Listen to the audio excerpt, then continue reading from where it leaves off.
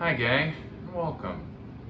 So now we're going to take another pass at explaining open awareness or giving a set of instruction. So the first one was don't do anything. Simple. Second was just be at ease with everything. Simple. And this one, a little bit more thinky, but we'll see how it goes.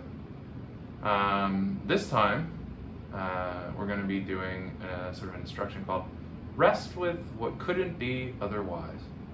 So the idea is that you recognize that in a lot of ways, if you'd like, a lot of things couldn't be otherwise. The sounds that are going on in your environment, they just couldn't be different, you know?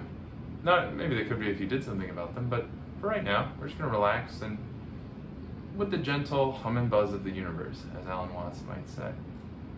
And we're going to realize that who we are, who our friends are, what thoughts we have, what emotions we have, are just deeply out of our control in some sense. We didn't choose to be born.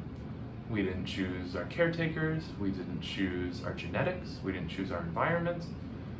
We didn't choose the general circumstances of life. And sort of we have our deep recognition that a lot of what comes up just couldn't have been otherwise.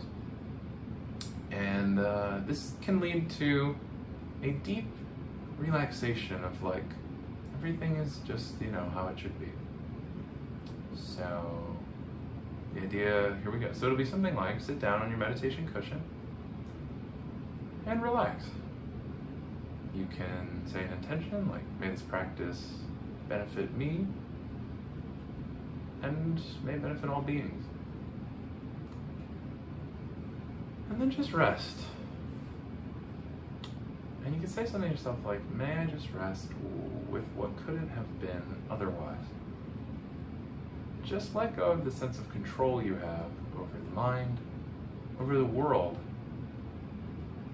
and notice that in some senses, it couldn't have been otherwise. If you have strong emotions, you might judge yourself for them, or you might try to push them away. But you might just recognize that those emotions have their precursors. Something happened in life or in your mind or so as you slept, and now an emotion's coming up. And in a sense, it couldn't have been otherwise.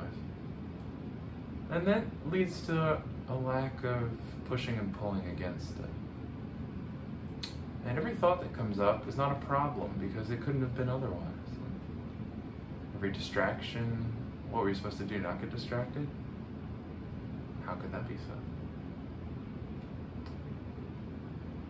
So, just sit there and rest with what couldn't be otherwise. A lot of times we have this sense that, oh, this day could be going better. My love life could be better. My body could feel better. But we can use this practice as an invitation to notice that there is just a hum and buzz of life. We suffer, we flourish, we have gains and losses. And they all come in time, like seasons. In some senses, we can think of them like seasons. Out of our control. Sometimes you might be walking around in autumn, and you might love autumn. You might hate autumn. And if you hate autumn, you might think, I wish this weren't happening. I wish it were otherwise. And this might cause pain and suffering in the mind. But if one took a different look at autumn and thought, I'm just going to rest with autumn, because it couldn't be otherwise. There are cycles to this life, and I'm riding whatever cycle I'm on right now. And I don't have control over the cycles. I live on an Earth which is spinning and revolving around a star in a galaxy so large and vast it's impossible to think about accurately. And we are made of stardust. We are made of the same elements, same basic particles that almost all of the matter in the universe is made of. And we didn't choose this matter, and it just sort of collected on a ball and in our solar system at one point, and then asteroids hit it, and it was very hot for a long time, and then single-celled organisms appeared, and even pre-single-celled organisms. And then they started to eat each other, and they started to replicate, and they started to protect their replicating parts, and then they started to get bigger and more complex over billions and billions of years of rotating and revolving, and they started to breathe, and they started to